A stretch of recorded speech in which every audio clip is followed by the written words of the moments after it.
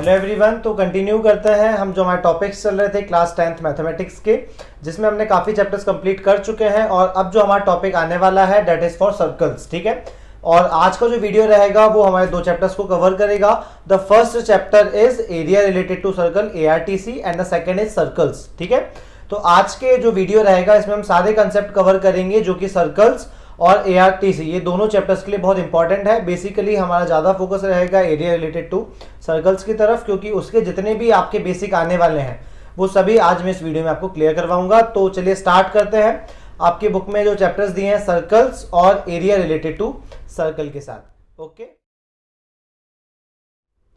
चलिए तो सर्कल की जो स्टार्टिंग है वो होनी चाहिए सर्कल की डेफिनेशन के साथ। ठीक है, तो अब सर्कल की डेफिनेशन मैं आपको बताता हूं। देखिए सर्कल आप सभी को मालूम है, सर्कल में एक पॉइंट होता है। ठीक है, और इस पॉइंट के चारों तरफ ऐसा जो एक सर्कल पूरी बाउंड्री होती है, ये क्या बनाता है? सर्कल बनाता है। क्लियर है आप सभी को? ये स्क्रीन पर दिख रहा है मेरे हाथ पर रखा हुआ एक सेंटर पॉइंट होता है और पूरी एक उसकी बाउंड्री होती है, that is circle.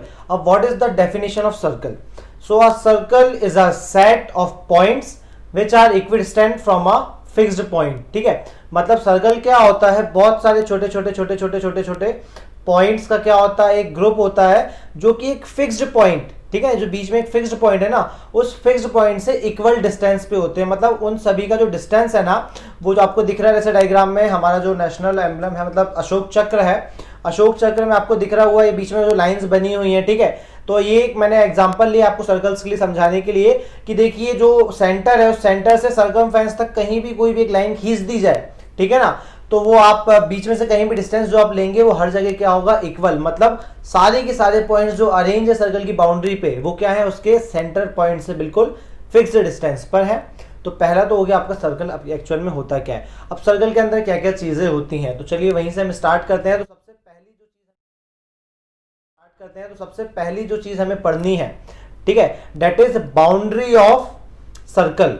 Boundary of circle. अब बाउंड्री ऑफ सर्कल आप सभी को मालूम है भाई, जैसे स्क्वायर पढ़ते हैं, रेक्टेंगल पढ़ते हैं, तो इनकी बाउंड्रीज को कहा जाता है पेरीमीटर। ठीक है, जो बाउंड्रीज होती हैं सभी की जो शेप्स की, उनकी बाउंड्री को कहा जाता है पेरीमीटर।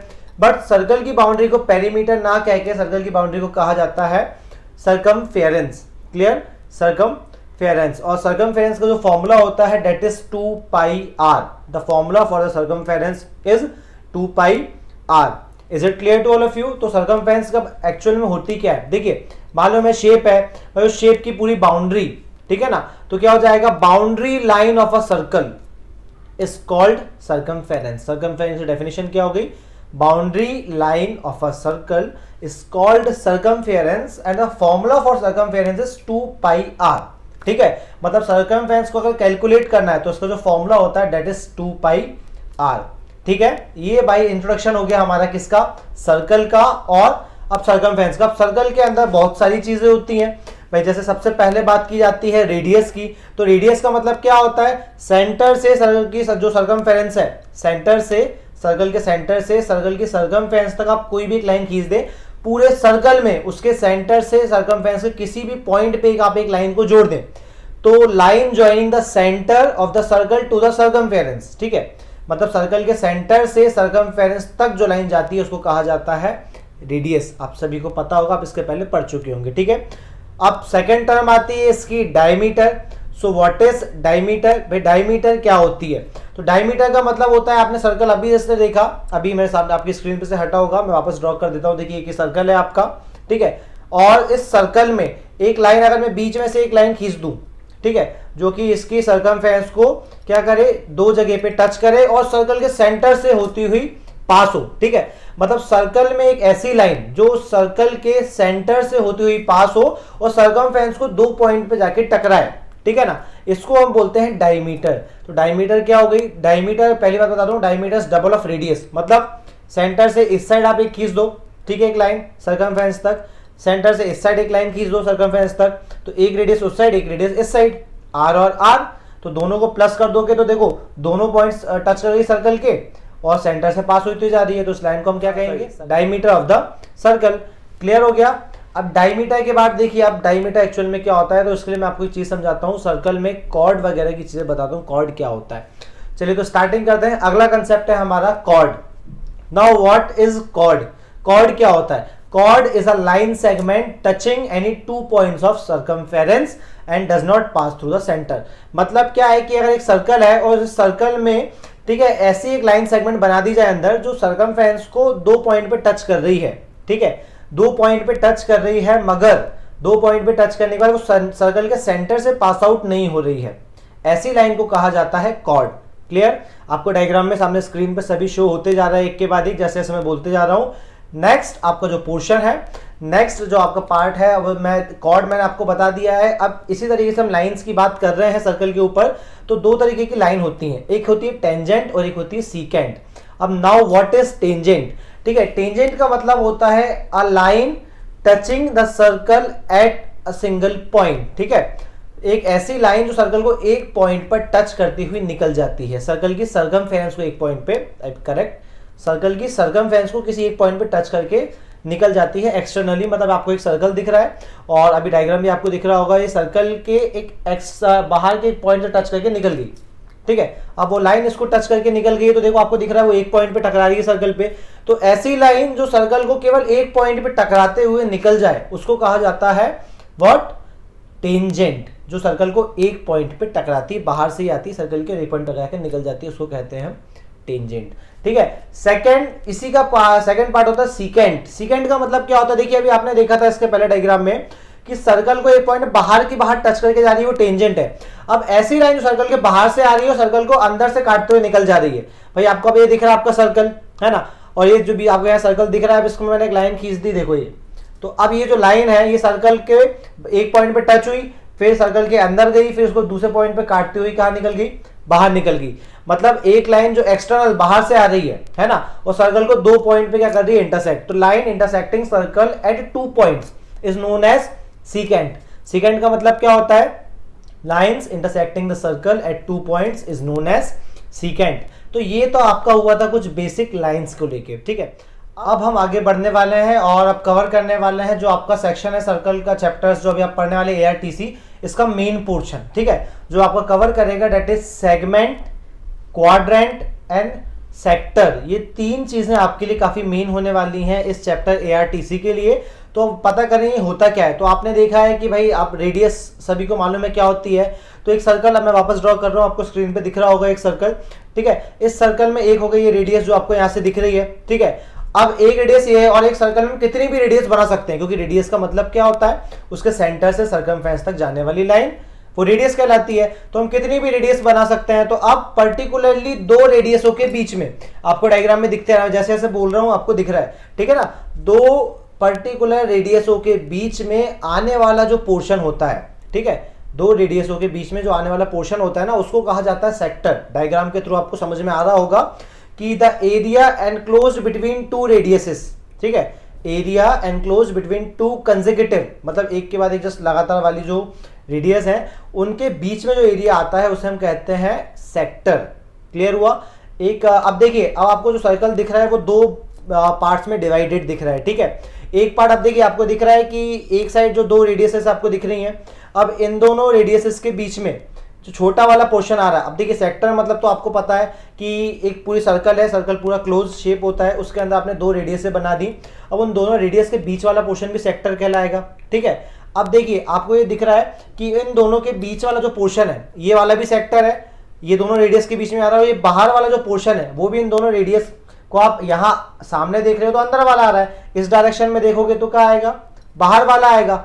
ठीक है ना, तो 2 सेक्टर बनते हैं एक मतलब एक सर्कल के अंदर। डेट इज पहला वाला होता है, छोटा वाला होता है उसको बोलते हैं माइनर सेक्टर, और जो बड़ा वाला होता है उसे हम बोलते हैं मेजर सेक्टर। ठीक है, माइनर सेक्टर और मेजर सेक्टर। ठीक, अब इसको निकालने का एक फॉर्मूला होता है ना, formula for calculating area of sector. ठीक है, अब सेक्टर है, सेक्टर के बीच में कुछ एरिया आ रहा है आपको दिख रहा है। अब इस एरिया को कैलकुलेट करने के लिए, ठीक है, इस एरिया को कैलकुलेट करने के लिए एक फॉर्मूला दिया गया है कि इसके जो अंदर सेक्टर के अंदर जो एरिया आता है ना, उस एरिया को कैलकुलेट करने के लिए एक फॉर्मूला होता है एरिया ऑफ सेक्टर का फॉर्मूला। ठीक है, और that is pi r square theta upon 360। Area of sector is equal to pi r square theta upon 360 is the formula for the calculation of area of sector. मतलब जो area आपका sector के अंदर आ रहा है ना, उतने एरिया को आपको निकालना है, तो आप इस फॉर्मूले से क्या कर सकते हो?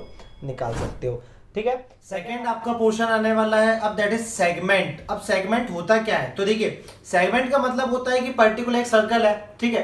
अब सर्कल में मैंने कहीं कॉर्ड खींच दी, आपको दिख रहा है डायग्राम के थ्रू है सामने, पूरा एनिमेटेड वीडियो है तो आपको दिख रहा होगा सब चीजें।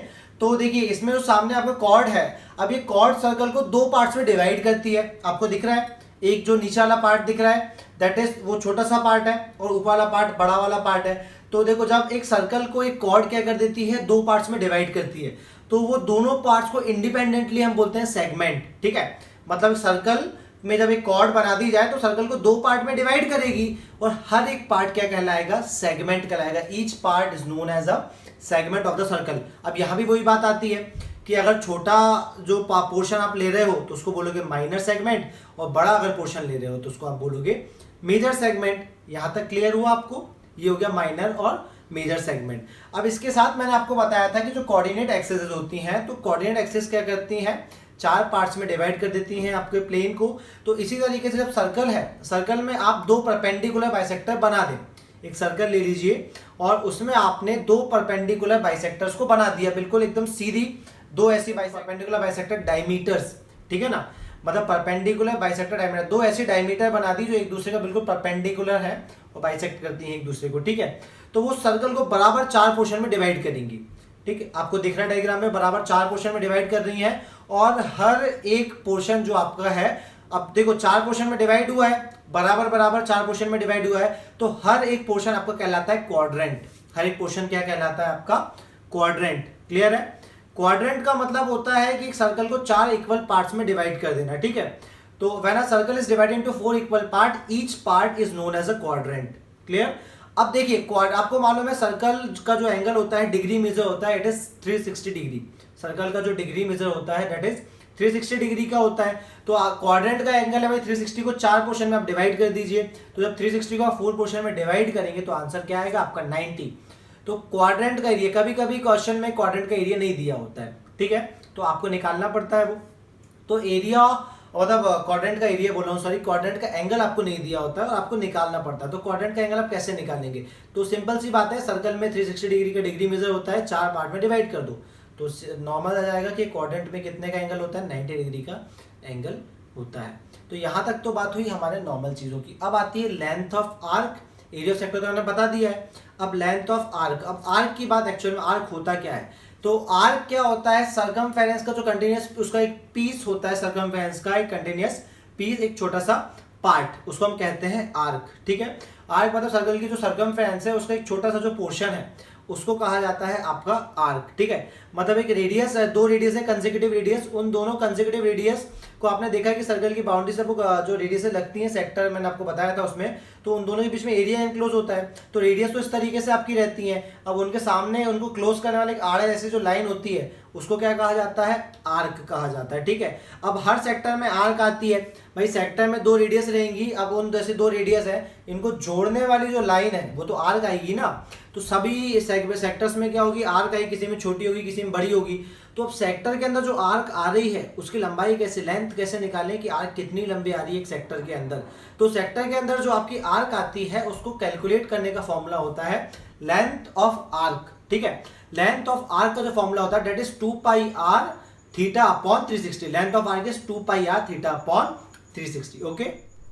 चलिए, तो आपने अभी जो स्क्रीन आई थी उसमें आपने लेंथ ऑफ आर्क का फॉर्मूला देखा था। तो लेंथ ऑफ आर्क होता क्या है, ठीक है ना, दो कंटिन्यूअस जो आपकी रेडियसेस है, रेडियस के बीच में सर्कमफेरेंस का जो पोर्शन आता है ना, उस पोर्शन को कहा जाता है आर्क। अब अलग अलग सेक्टर में अलग अलग आता है, तो इसलिए उसको कैलकुलेट करने का जो फॉर्मूला होता है that is length of arc, वो लेंथ ऑफ आर्क कहलाता है। फॉर्मूला जस्ट आपने अभी देखा 2 पाई r थीटा अपॉन 360। क्लियर है भाई। अब इसके बाद हम आगे आते हैं, और चीजें आती हैं, तो इसमें अब आपका आएगा area of shaded region. Area of shaded region मतलब आपको क्वेश्चन दे दिया जाएगा, अलग अलग शेप दे दिए जाएंगे और बोला जाएगा कि बताइए इसमें शेडेड रीजन का एरिया क्या होगा। तो शेडेड रीजन का एरिया निकाला जाता है अलग अलग तरीकों से, तो वो तो आपको चैप्टर जब स्टार्ट करेंगे तब हम बताएंगे, तो वहां पर आएगा। मैंने नाम यहाँ ले दिया है ताकि आप उससे फैमिलियर हो जाओ कि आपको ये भी चैप्टर में पढ़ना है। सेकेंडली भाई, अब सेगमेंट आपने पढ़ा था, अब सेगमेंट का एरिया कैसे निकालें। हमने सेक्टर के एरिया की बात करी, लेंथ ऑफ आर्क की बात करी, सेगमेंट का एरिया किस तरीके से निकाला जाए। तो सेगमेंट का एरिया निकालना बहुत सिंपल होता है। देखिए सेगमेंट आपको अभी डायग्राम फिर से दिखने लगा होगा, जो सेगमेंट है वो नीचे वाला पोर्शन है, ठीक है ना। अब क्या करो आप, जो सेगमेंट जिस कॉर्ड के कारण बन रहा है, ठीक है ना, उस कॉर्ड के दोनों एंड पॉइंट्स पे आप सर्कल के सेंटर से रेडियस ड्रॉ कर दीजिए। ठीक है, आपने रेडियस ड्रॉ करी तो आपको दिख रहा है कि अब पूरा एक सेक्टर है, ठीक है ना। इस तरीके से पूरा ये सेक्टर बन जाएगा और यहाँ पे आ जाएगा बीच में, और बीच में आपकी कॉर्ड आ जाएगी। ठीक है, तो इस जो आपको स्ट्रक्चर दिख रहा है, इसमें सेगमेंट का एरिया कैसे निकालें। तो सेगमेंट का एरिया निकालने का सिंपल फॉर्मूला होता है कि आप पूरे सेक्टर का एरिया निकालो, ठीक है ना, पूरे सेक्टर का एरिया निकालो, उस पूरे सेक्टर में से बीच में ट्राइंगल आ रहा है उस ट्राइंगल को निकाल के माइनस कर दो। पूरे सेक्टर में से आप उस ट्राइंगल को निकाल के माइनस करोगे तो बचेगा नीचे नीचे का पोर्शन किसका, सेगमेंट का। तो एरिया ऑफ सेगमेंट निकालने के लिए आपको क्या करना पड़ेगा, area of sector minus area of corresponding triangle, मतलब पूरे सेक्टर में से जो उसके साथ ट्राइंगल आ रहा है उसको माइनस कर दो तो बचेगा आपका एरिया ऑफ सेगमेंट। क्लियर है। अब ट्राइंगल भी, आप ट्राइंगल शब्द आ गए तो आपको मालूम है there are 3 types of triangles. Triangle के 3 टाइप होते हैं। First one is scalene triangle in which all the sides are unequal. Second one is equilateral triangle in which all the sides are equal, and the third one is isosceles triangle in which only 2 sides are equal and 1 side is unequal. Clear है। ये तो बात हो गई, आपने basic पढ़ा था triangles के बारे में, बट अब आपको उसमें ट्राइंगल्स को यूज क्या क्या करना है। तो देखिए ट्राइंगल में आपको यूज करना है, देखिए जो स्केलिन ट्राइंगल है उसमें तो एंगल्स अलग अलग होते हैं, बट जो इक्विलेटरल ट्राइंगल होता है, in equilateral triangle all the angles are of 60 degree. Equilateral triangle अगर आपको बोल दिया जाए तो आपके दिमाग में ये बात सबसे पहले स्ट्राइक करनी चाहिए कि इक्विलेटरल ट्राइंगल की बात हो रही है, मतलब डेफिनेटली इसके सारे के सारे जो एंगल्स होने वाले हैं वो कितने के होने वाले हैं, 60 डिग्री, क्योंकि all sides are equal and all angles are equal in an equilateral triangle. तो इसके जो एंगल्स होंगे 60 डिग्री के होंगे। अब एरिया ऑफ ट्राइंगल की बात करते हैं, तो एरिया ऑफ ट्राइंगल आपको अलग अलग पढ़ने वाले आएंगे। ठीक है, जैसे आपने पढ़ा हुआ है area of normal triangle 1/2 into base into height. ठीक, ये तो राइट एंगल ट्राइंगल की बात हो गई। और अगर ऐसा स्केलिन ट्राइंगल है इसमें तीनों साइड अनइक्वल है तो उसमें एरिया ऑफ ट्राइंगल कैसे निकालें, तो उसमें हम एरिया ऑफ ट्राइंगल निकालते हैं हेरोन्स फॉर्मूला से। Heron's formula is √s minus a s minus b s minus c, where s is the semi perimeter and the formula for s is a plus b plus c upon 2। ये तो 2 तरीके हो गए। इसके बाद area of equilateral triangle का अलग formula होता है कि एरिया ऑफ इक्विलेटरल ट्राइंगल के लिए जो फॉर्मूला होता है निकालने के लिए, दैट इज √3/4 a²। तो ये फॉर्मूला भी आपको मालूम होना चाहिए एरिया ऑफ ट्राइंगल के लिए। तो इतनी चीजें आपको मालूम होनी चाहिए इस पर्टिकुलर चैप्टर को पढ़ने के पहले। मैंने बहुत सारी चीजें बताई हैं, हो सकता है इसमें से कुछ चीजें मैंने अभी नहीं भी बताई हूं जो कि मैं क्वेश्चंस सॉल्व करते टाइम आपको बताऊं। ठीक है, मगर मैंने इसमें वीडियो में जितनी चीजें हो सकती हैं उतना कवर करने की कोशिश करी है। आई होप ये वीडियो आपको पसंद आया होगा। ये सारे के सारे जो चीजें इसके अंदर आपको बताई गई हैं, टर्मिनोलॉजी है जो आपको सर्कल चैप्टर में पढ़नी है, वो मैंने कंप्लीट करी है और ये वीडियो का अब एंड है यहाँ पर। इसके बाद हम वीडियोस में एरिया रिलेटेड टू सर्कल्स के अंदर कोई जो क्वेश्चंस है उसको देखा जाएगा। फॉर्मूलेज मैंने आपको सभी को यहाँ पे बता दिए हैं, जितने भी फॉर्मूलेज हैं वो क्लियर आपको यहाँ पे मैंने बोल दिए हैं। आप लोग चाहें तो वीडियो को रिप्ले करके या बीच बीच में पॉज करके फॉर्मूला और डेफिनेशंस को लिख सकते हैं। क्लियर है। चलिए, तो इसके आगे का जो वीडियो है, नेक्स्ट पोर्शन है, वो नेक्स्ट वीडियो में हम कवर करेंगे। तब तक आप स्टे ट्यून्ड, चैनल से जुड़े रहिए और चैनल को सब्सक्राइब जरूर करिएगा ताकि आपको इंटरेस्टिंग वीडियोस मिलते रहे। प्लस अगर वीडियो आपको पसंद आए तो वीडियो को लाइक भी करें और शेयर भी करें। क्लियर। Thank you.